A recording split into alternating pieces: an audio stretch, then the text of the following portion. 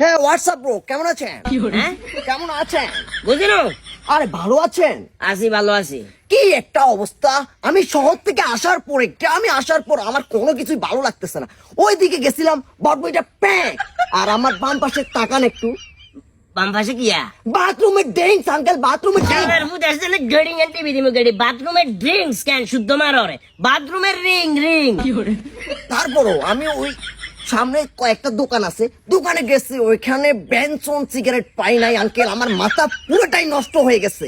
ওরে বাবুরে, কারবারে না আছিস বিয়াছে খাবি নি গিয়া? উফ, সে শর্ট। আমি আকিস বিড়ি খাই না, আমি বেনসন সিগারেট ছাড়া কোনো সিগারেট খাই না। আমার ঢাকা গেছে তো কদিন আর 2 মাসের মতো হচ্ছে। 2 মাসের ভিতরে এত পরিবর্তন শালার ফুড আইছো যে নিজের মালের গন্ধ, মায়ের গন্ধ, আশপাশের পরিবেশের গন্ধ ফট করে বলি গেছস কেন?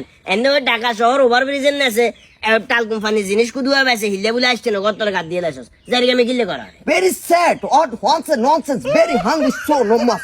কি এই খাবা এই